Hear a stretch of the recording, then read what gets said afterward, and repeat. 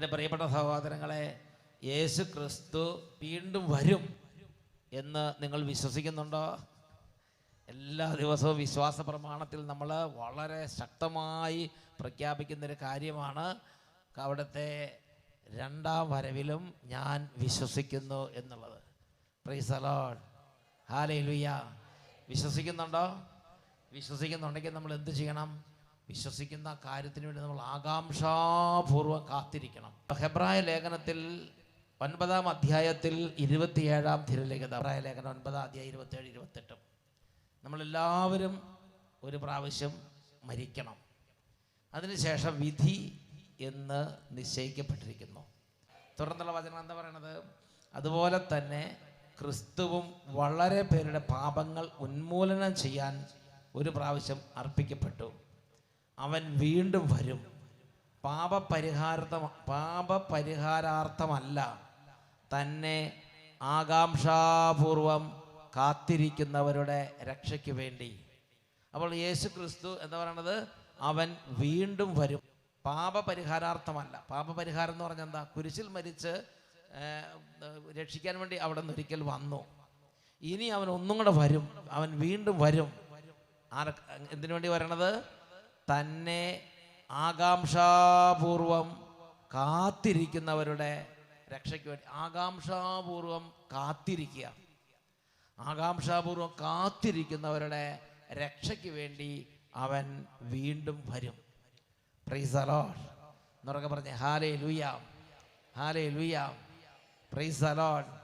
അപ്പോൾ വളരെ ആകാംക്ഷാപൂർവം കാത്തിരിക്കണം. ആകാംക്ഷാപൂർവം കാത്തിരിക്കുന്ന രക്ഷയ്ക്ക് വേണ്ടി അവൻ വീണ്ടും വരും. നമ്മൾ ആകാംക്ഷപൂർവ്വം കാത്തിരിക്കുന്നുണ്ടോ? നമ്മൾ ആകാംക്ഷപൂർവ്വം നമ്മൾ കാത്തിരിക്കുന്നില്ലെന്ന് മാത്രമല്ല, നമ്മൾ അതിനെക്കുറിച്ച് ഗൗനിക്കുന്ന പോലുമില്ല, ചിന്തിക്കുന്ന പോലുമില്ല. നമ്മൾ ചിന്തിക്കുന്നത് വേറെ ഒരുപാട് കാര്യങ്ങളെക്കുറിച്ചാണ്. എന്നാൽ ദൈവവചനം കേട്ട് കർത്താവായ യേശു ക്രിസ്തുവിന്റെ വചനത്താൽ വീണ്ടും ജനിച്ച് ആത്മാവിൽ നിറഞ്ഞ ഒരു ജീവിതമാണെങ്കിൽ ആ വ്യക്തി ആകാംക്ഷാപൂർവം യേശുവിൻ്റെ രണ്ടാം വരവിന് വേണ്ടി കാത്തിരിക്കും. ആകാംക്ഷപൂർവ്വം കാത്തിരിക്കുക എന്ന് പറഞ്ഞാൽ എന്താണെന്ന് പാവപ്പെട്ട മക്കൾക്ക് വേണ്ടി ഞാൻ പറഞ്ഞുതരാം. എനിക്ക് മനസ്സിലായത് ഞാൻ പറഞ്ഞുതരാം. എനിക്കെപ്പോഴും ഈ പാവപ്പെട്ട സാധാരണക്കാരോട് സംസാരിക്കുന്നത് വളരെ ഇഷ്ടമാണ്.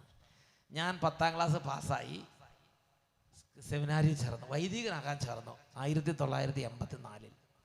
ആ വർഷത്തെ വീട്ടിൽ നിന്ന് സെമിനാരിൽ ചേർന്ന് കഴിഞ്ഞപ്പോഴാണ് എനിക്കൊരു കാര്യം മനസ്സിലായത്. എനിക്ക് വീട്ടിലേക്ക് തിരിച്ചു പോകാൻ എപ്പോഴും അനുവാദമില്ല. ഇനി ക്രിസ്മസിന് വീട്ടിൽ പോകാൻ പറ്റുള്ളൂ. ഞാനാകെ കുടുങ്ങി. എനിക്കെപ്പോഴും വീട്ടിൽ പോകണമെന്ന് ആഗ്രഹം, പക്ഷേ ഇനി ക്രിസ്മസിനെ വിട്ടുള്ളൂ. അങ്ങനെ ഇരിക്കുമ്പോൾ ഒരു ദിവസം എൻ്റെ നാട്ടിൽ നിന്ന് ഒരു ഫോൺ കോൾ വന്നു. എനിക്ക് സ്കൂൾ ഫസ്റ്റാണ്, അതുകൊണ്ട് കേന്ദ്രമന്ത്രിയാണോ സംസ്ഥാന മന്ത്രിയാണോ ഒരു മന്ത്രി വന്ന് അവാർഡ് ദാനമുണ്ട്, അതിന് എന്നെ ഇൻവൈറ്റ് ചെയ്തു. അപ്പോൾ ഞാൻ അതിനുവേണ്ടി പോകാൻ താല്പര്യപൂർവ്വം ആഗ്രഹിച്ചു. റെക്ടറച്ഛൻ പറഞ്ഞു, ബ്രദർ പോയി സമ്മാനം മേടിച്ചിട്ട് പോരാൻ പറഞ്ഞു. അപ്പോൾ തൊട്ട് എനിക്കൊരു ഡേറ്റ് ഓർമ്മയുണ്ട്. ആ ഡേറ്റിലാണ് മന്ത്രി വരണത്, അന്നാണ് അവാർഡ് തരുന്നത്. ഞാൻ 1-ാം ക്ലാസ് തൊട്ട് ശരിക്കും മണ്ണെണ്ണ വിളക്ക് വെച്ച് പഠിച്ച കൂട്ടത്തിൽ പെട്ടതാണ്. മണ്ണെണ്ണ വിളക്ക് പരിചയമുള്ള പലരും ഇവിടെ ഇരിപ്പുണ്ടാവും എന്നൊക്കെ പറഞ്ഞേ ഹല്ലേലൂയ. എൻ്റെ പ്രിയപ്പെട്ട സഹോദരങ്ങളെ, അപ്പോൾ തൊട്ട് ഞാൻ നന്നായി പഠിക്കും. അങ്ങനെ ആകാംക്ഷപൂർവ്വം ആ ഡേറ്റിന് വേണ്ടി കാത്തിരിക്കുകയാണ്. അതപ്പോൾ ഒരു ഡേറ്റ് പറയാം, ഓഗസ്റ്റ് 15 വിചാരിക്കുക. ഓഗസ്റ്റ് 15 അന്നത്തെ ഞാൻ ഭാവന കാണുകയാണ്. ഓഗസ്റ്റ് 15 മന്ത്രി ഇതാ വരുന്നു. ഞാനവിടെ നിൽക്കുന്നു, ജനങ്ങളെല്ലാം ഗ്രൗണ്ടിലിരിക്കുന്നു, എൻ്റെ അധ്യാപകരൊക്കെ അവിടെ നിൽക്കുന്നു. ഇതെല്ലാം ഞാൻ ഭാവന കാണുകയാണ്. അപ്പോൾ എനിക്ക് തോന്നി, എൻ്റെ ഈ സാധാരണ ഇങ്ങനെ ഒരു ഷർട്ട് ഇട്ടാൽ പോരാ, നല്ലൊരു ഷർട്ട് വാങ്ങിയിടണമെന്ന് തോന്നി. മന്ത്രിയുടെ മുമ്പിലേക്ക് പോവുകയല്ലേ, സ്റ്റേജിൽ നിൽക്കാൻ പോവുകയല്ലേ, ഫോട്ടോ എടുക്കും, അതെനിക്കറിയാം. അപ്പോൾ എന്ത് ചെയ്തു, നല്ലൊരു ഷർട്ട് വാങ്ങി ആ തേച്ച് റെഡിയാക്കി അത് ഇടയ്ക്കിടയ്ക്ക് ഇട്ട് കണ്ണാടിന് മുമ്പ് പോയി നോക്കും, ഇതിട്ടാൽ ശരിയാകുമോ എന്നൊക്കെ നോക്കും. എൻ്റെ പ്രിയപ്പെട്ട സഹോദരങ്ങളെ, അങ്ങനെ ഈ ദിവസം അടുക്കും തോറും എനിക്ക് ആകാംക്ഷ കൂടുന്നു, സന്തോഷം കൂടുന്നു. ഓഗസ്റ്റ് 15 അടുത്ത് വരികയാണ്. ഓഗസ്റ്റ് 1 ഓഗസ്റ്റ് 5 ഓഗസ്റ്റ് 8 ഓഗസ്റ്റ് 10 വീട്ടിൽ പോകാം, അവാർഡ് വാങ്ങാം, മന്ത്രിയുടെ അടുത്ത് ചെല്ലാം, പല കാര്യങ്ങളാണ്. Praise the Lord. എൻ്റെ പ്രിയപ്പെട്ട സഹോദരങ്ങളെ, ഒരു നല്ല ക്രിസ്ത്യാനിയാണെങ്കിൽ യേശു ക്രിസ്തുവിൻ്റെ രണ്ടാമത്തെ വരവിനെ കുറിച്ച് ഇതുപോലെ ആഗ്രഹത്തോടെ കൊതിച്ച് കാത്തിരിക്കും എന്നാണ് പറയുന്നത്. നമുക്ക് കൊതിയുമില്ല, കാത്തിരിപ്പുമില്ല. ഇതൊരു യാഥാർത്ഥ്യമാണ്.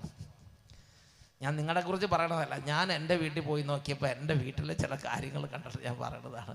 അവർക്ക് ലോകക്കാർ തീരെ മോശക്കാരല്ല. അവർ ഞായറാഴ്ച പള്ളിയിൽ പോകുന്നുണ്ട്, രാത്രിക്ക് സന്ധ്യാപ്രാർത്ഥനയുണ്ട്, ബൈബിൾ വായനയുണ്ട്, അതൊക്കെ ഉണ്ടെന്നുള്ള ശരി തന്നെ.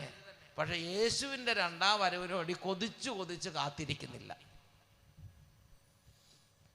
ഞാൻ സെമിനാരി നോക്കി, എൻ്റെ കൂടെ പഠിച്ച സെമിനാരി വിദ്യാർത്ഥികൾ, ഇപ്പോഴുള്ള കുട്ടികൾ കുറേ കാത്തിരിക്കുന്നവരൊക്കെ ആയിരിക്കും. പക്ഷേ പണ്ട് എൻ്റെ ബാച്ചിൽപ്പെട്ടവരെ ഞാൻ നോക്കി, അങ്ങനെ യേശുവിൻ്റെ രണ്ടാം വരവിന് വേണ്ടി ഇതാ ഇന്ന് വരും, എൻ്റെ യേശു ഇപ്പോൾ വരും, എൻ്റെ യേശു വരുമ്പോൾ അണിയാൻ നല്ല വിശുദ്ധിയുടെ വസ്ത്രം വേണം, യേശു വരുമ്പോൾ അണിയാൻ നല്ല കൃപ വേണം, യേശു വരുമ്പോൾ അണിയാൻ നല്ല പ്രഭയുണ്ടാകണം. ഇങ്ങനെ യേശുവിൻ്റെ വരവിൻ്റെ മുമ്പിൽ ഒരുങ്ങിയിരിക്കാനുള്ള ഒരുക്കം ഞാൻ എൻ്റെ ബാച്ചിൽപ്പെട്ട എന്നിലും കണ്ടില്ല, എൻ്റെ ബാച്ചിൽപ്പെട്ടവരും കണ്ടില്ല, ആ തലമുറയിലേ കണ്ടിട്ടില്ല. നിങ്ങൾക്ക് ഇവിടെ ഉണ്ടാവുമോ? ഞാൻ ഇവിടെ കുരന്മാർ സ്പെഷ്യലാണ്, അത് വേറെ കാര്യം. Praise the Lord. അതുകൊണ്ട് എൻ്റെ പ്രിയപ്പെട്ട സഹോദരങ്ങളെ, ഞാൻ നിങ്ങളോട് അഭ്യർത്ഥിക്കുകയാണ്, നമ്മളൊരു വിശ്വാസിയാണെങ്കിൽ എന്തുകൊണ്ടാണ് എനിക്ക് ഈ ഒരുക്കം ഇല്ലാതെ പോകുന്നത്? എന്തുകൊണ്ടാണ് എനിക്ക് എൻ്റെ കർത്താവിൻ്റെ രണ്ടാം വരവിനോട് ഒരു കൊതി തോന്നാത്തത്?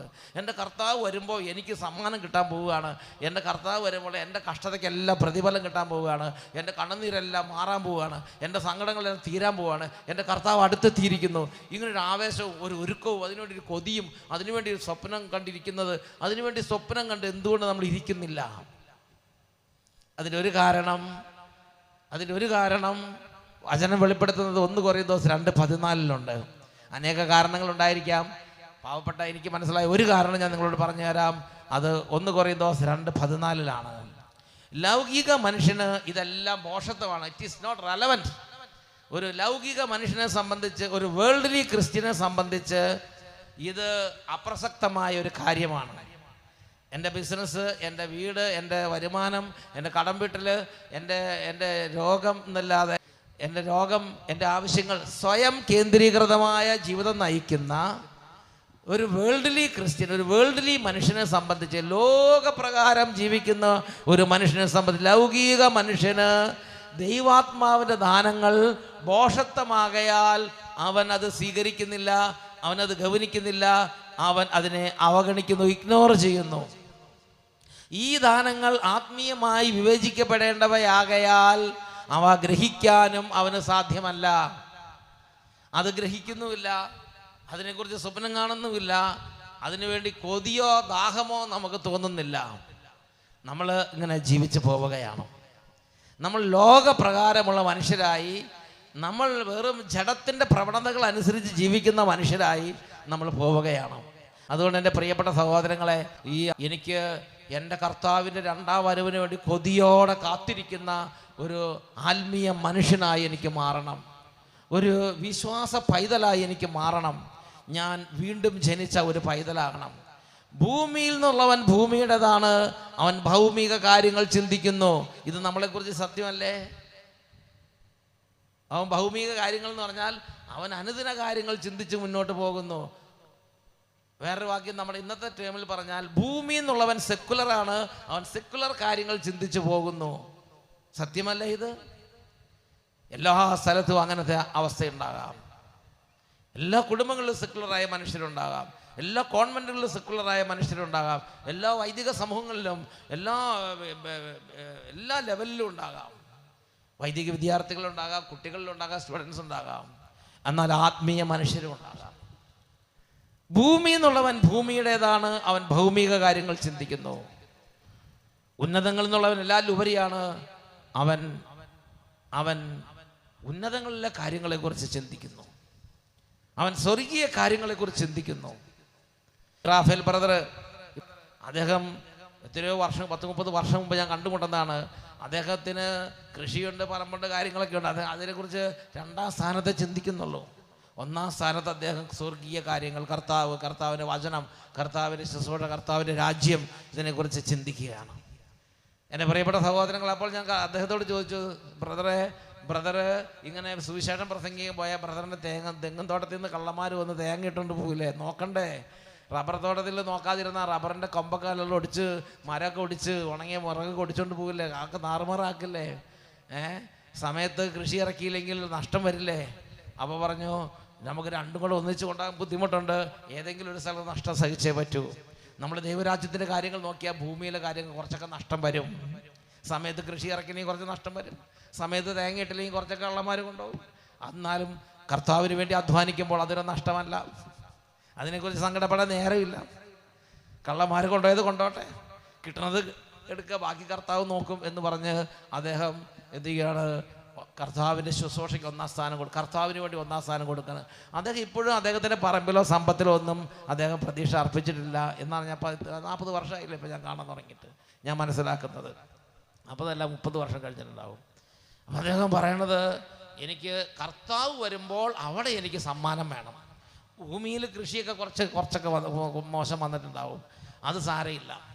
ഭൂമിയിൽ ഇപ്പം നോക്കാത്തതുകൊണ്ട് പറമ്പൊക്കെ കുറച്ച് കേട് വന്നിട്ടുണ്ട്, അത് സാരമില്ല. അത് കർത്താവ്, അത് ദൈവം പരിപാലിക്കട്ടെ. എനിക്ക് എന്തായാലും പട്ടിണിയില്ല, ഏക്കർ കണക്കിന് സ്ഥലമുണ്ട്. പക്ഷേ അദ്ദേഹം അതൊക്കെ ഒരു 2ാം സ്ഥാനത്ത് നിർത്തിയിട്ട് 1ാം സ്ഥാനത്ത് കർത്താവ് 2ാമത് വരുമ്പോൾ കർത്താവിൻ്റെ മുമ്പിൽ അഭിമാനത്തോടെ നിൽക്കാൻ, എനിക്ക് കർത്താവിൻ്റെ മുമ്പിൽ നിൽക്കാനുള്ള വിശുദ്ധി വേണം, നിക്ഷേപങ്ങൾ വേണം. കർത്താവിന് മുമ്പിൽ എനിക്ക് നിക്ഷേപം കൂട്ടണം, അതിനുവേണ്ടി അധ്വാനിക്കുകയാണ്. ഉറക്കെ പറഞ്ഞേ ഹല്ലേലൂയ. ഇന്ന് ഈ ശുശ്രൂഷ കഴിഞ്ഞ് പോകും, നിങ്ങൾക്കൊരു ആഗ്രഹം ഉണ്ടാകണം. എനിക്ക് എൻ്റെ കർത്താവിന് മുമ്പിൽ പ്രത്യക്ഷപ്പെടാൻ വേണ്ടി ഒരു കൊതി തോന്നണം. എനിക്ക് എൻ്റെ യേശുവിൻ്റെ 2ാം വരവിൽ നിൽക്കാൻ എനിക്കൊരു കൊതി തോന്നണം. എൻ്റെ പ്രിയപ്പെട്ട സഹോദരങ്ങൾ, യേശുവിൻ്റെ 2ാം വരവിൽ വളരെ വലിയ കാര്യങ്ങൾ സംഭവിക്കും. അതിൽ പ്രധാനപ്പെട്ടൊരു കാര്യമാണ്, നമ്മൾ ഇന്ന് വരെ ചെയ്ത എല്ലാ ദൈവരാജ്യ പ്രവർത്തനങ്ങൾക്കും നമുക്ക് സമ്മാനം കിട്ടും. ഇടയ്ക്ക് വെച്ച് തോറ്റു പോകരുത്, ഇടയ്ക്ക് വെച്ച് പിൻവാങ്ങരുത്, ഇടയ്ക്ക് വെച്ച് മടുത്തു പോകരുത്. പ്രാർത്ഥിക്കുന്നവർ പ്രാർത്ഥിച്ചുകൊണ്ടേയിരിക്കണം, വിശുദ്ധൻ വിശുദ്ധീകരിക്കപ്പെട്ടുകൊണ്ടേയിരിക്കണം, ഓടുന്നവൻ ഓടിക്കൊണ്ടേയിരിക്കണം. അവസാനത്തെ സെക്കൻഡിൽ അവസാനത്തെ ഫിനിഷിംഗ് പോയിന്റ് എത്തുമ്പോൾ കൂടുതൽ വേഗത്തിൽ ഓടണം. ഞാൻ ഇത്ര ഓടിയതല്ല, ഇനി റെസ്റ്റ് ചെയ്യട്ടെന്ന് വിചാരിക്കരുത്. വയസ്സായവർ ഞാൻ റെസ്റ്റ് ചെയ്യട്ടെന്ന് വിചാരിക്കരുത്. ഞാൻ ഇത്രയും കാലം ഓടിയതല്ല, കുട്ടികൾ ഓടട്ടെ എന്ന് വിചാരിക്കരുത്.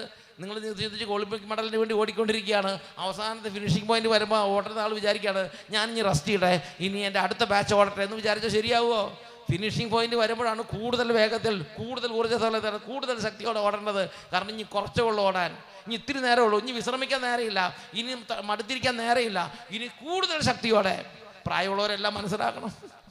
എന്നൊക്കെ പറഞ്ഞാൽ ഹല്ലേലൂയ. ഒരുപാട് വർഷങ്ങളായി കർത്താവിനോട് പ്രാർത്ഥിച്ചുകൊണ്ടിരിക്കുന്നത് മനസ്സിലാക്കണം. പിശാച് എങ്ങനെയെങ്കിലൊക്കെ പറയും, ഇത്രയും പ്രാർത്ഥിച്ചാലേ മതി, ഇത്രയൊക്കെ മതി, പോരാ.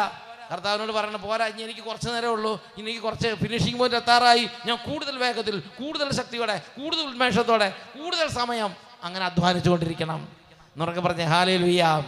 വെളിപാടിൻ്റെ പുസ്തകത്തിൽ 3-ാം അധ്യായം 21-22 വാക്യങ്ങൾ, ഇതെനിക്ക് വളരെ സന്തോഷം തരുന്നൊരു വചനഭാഗമാണ്. വെളിപാടിൻ്റെ പുസ്തകം 3-ാം അധ്യായം 21-22 തിരുലിഖിതങ്ങൾ. അവിടെ ഇങ്ങനെയാണ് പറയുന്നത്, വിജയം വരിക്കുന്നവനെ, ഞാൻ വിജയം വരിച്ച് എൻ്റെ പിതാവിനോടൊത്ത് അവിടുത്തെ സിംഹാസനത്തിൽ ഇരിക്കുന്നത് പോലെ വിജയം വരിക്കുന്നവനെ എന്നോടൊത്ത് എൻ്റെ സിംഹാസനത്തിൽ ഞാൻ ഇരുത്തും. ആത്മാവ് സഭകളോട് പറയുന്നത് എന്തെന്ന് ചെവിയുള്ളവൻ കേൾക്കട്ടെ. ഇവിടെ കഷ്ടം സഹിച്ചാൽ, അത് വചനം അവിടെ നിൽക്കട്ടെ, ഇവിടെ കഷ്ടം സഹിച്ചാൽ, ഇവിടെ നഷ്ടം സഹിച്ചാൽ, ഇവിടെ നമ്മുടെ കർത്താവിന് വേണ്ടി സമയം ചെലവഴിച്ചാൽ, ഇവിടെ കർത്താവിന് വേണ്ടി നാണക്കേട് സഹിച്ചാൽ, ഞാൻ അങ്ങനെ മരിക്കുന്നത് വരെ, ഇടയ്ക്ക് വെച്ച് ഉപേക്ഷിച്ച് പോകുന്നവരെ കുറിച്ച് എനിക്ക് കൃത്യം പറയാനൊന്നുമില്ല, എന്നാൽ മരിക്കുന്നത് വരെ പിടിച്ചു വെക്കണം, അവസാനം വരെ പിടിച്ചു വെക്കണം, അവസാനം വരെ സഹിച്ചു നിൽക്കണം, അവസാനം വരെ സ്ഥിരതയോടെ നിൽക്കണം. അങ്ങനെ അവസാനം വരെ പിടിച്ചു നിന്നാൽ കർത്താവ് പറയാണ്, ഞാൻ വിജയം വരിച്ച് എൻ്റെ പിതാവിനോടൊത്ത് അവിടുത്തെ സിംഹാസനത്തിൽ ഇരിക്കുന്നത് പോലെ വിജയം വരിക്കുന്നവനെ എന്നോടൊത്ത് എൻ്റെ സിംഹാസനത്തിൽ ഞാൻ ഇരുത്തും. ആത്മാവ് സഭകളോട് പറയുന്നത് എന്തെന്ന് ചെവിയുള്ളവൻ കേൾക്കട്ടെ എന്ന് പറഞ്ഞാൽ, ഓക്കെ, ഈ യേശുവിൻ്റെ 2ാം വരവെങ്കിൽ, അല്ലെങ്കിൽ യേശു പിതാവിൻ്റെ സന്നിധി നിൽക്കുമ്പോൾ, യേശു ഇതാ കൂനമാവിൽ നിന്ന് വരുന്ന ഈ അപ്പച്ചനെ, ഈ അമ്മച്ചിയെ പേര് ചൊല്ലി വിളിക്കും. കൂനമാവിൽ നിന്നുള്ള കത്രീനെ നീ ഇങ്ങ് കയറി വന്നേന്ന് പറയും. എന്നിട്ട് ഈശോയുടെ അടുത്ത്, ഈശോയുടെ ഒപ്പം, ഈശോയുടെ അടുത്ത്, ഈശോയുടെ സിംഹാസനത്തിൽ കൂനമാവിലെ കത്രീനെ ഇരിക്കും. കാരണം എന്താ? ഇടയ്ക്ക് പിന്തിരിഞ്ഞു പോകാൻ ഒരുപാട് സാധ്യത വിട്ടില്ല, കഠിനാധ്വാനം, രോഗം വന്നു വിട്ടില്ല, പട്ടിണി വന്നു ഉപേക്ഷിച്ചില്ല, ത്യാഗം എല്ലാവരും ഉപേക്ഷിച്ച് പോയി. 4 കത്രീനെ ഉപേക്ഷിക്കാതെ കർത്താവിനെ കൂടെ കർത്താവിനെ മുറുകെ പിടിച്ചു നിന്നു, പ്രാർത്ഥന മുറുകെ പിടിച്ചു നിന്നു. എല്ലാവരും പള്ളി പോകാതെയായി, ഞാൻ കത്രീനെ പള്ളിയിൽ പോയി. എല്ലാവരും കുമ്പസാരിക്കാതെയായി, കത്രീനെ കുമ്പസാരിച്ചു. എല്ലാവരും അടുത്ത് സന്ധ്യാപ്രാർത്ഥന നിർത്തി, കത്രീനെ നിർത്തിയില്ല. എല്ലാവർക്കും രോഗം വന്നു, കത്രീനയ്ക്ക് രോഗം വന്നു. എന്നാലും ശരി, കത്രീന എന്ത് ചെയ്തില്ല? കത്രീന ദൈവത്തെക്കുറിച്ച് എതിര് ചിന്തിച്ചില്ല. ദൈവമേ, നിന്റെ തിരുനാമം മഹത്വപ്പെട്ടു എന്ന് പറഞ്ഞാൽ രോഗത്തോടുകൂടെ മരിച്ചു. കത്രീനയെ കർത്താവ് വിളിച്ചിട്ട് സഭാഷ് പറഞ്ഞിട്ട് പറയും, ഓ കത്രീന, എൻ്റെ പ്രിയപുത്രി, കൊള്ളാം, ഉത്തമനും വിശ്വസ്തനായ ഭൃത്യ, നിന്റെ യജമാനൻ്റെ സന്തോഷത്തിലേക്ക് നീ പ്രവേശിക്കുക എന്ന് പറഞ്ഞ് കത്രീനയെ ഇതാ യേശുവിനോടൊത്ത് യേശുവിൻ്റെ സിംഹാസനത്തിൽ യേശു ഇരുത്തും. പിതാവ് യേശുവിനെ പിതാവിനോടൊത്ത് പിതാവിൻ്റെ സിംഹാസനം ഇരുത്തിയ പോലെ വിജയം വരിക്കുന്നവനെ എന്നോടൊത്ത് എൻ്റെ സിംഹാസനത്തിൽ ഞാൻ ഇരുത്തുമെന്ന് ദൈവം വചനത്തിലൂടെ വെളിപ്പെടുത്തിയിരിക്കുകയാണ്. ആത്മാവ് സഭകളോട് പറയുന്നത് എന്തെന്ന് ചെവിയുള്ളവൻ കേൾക്കട്ടെ.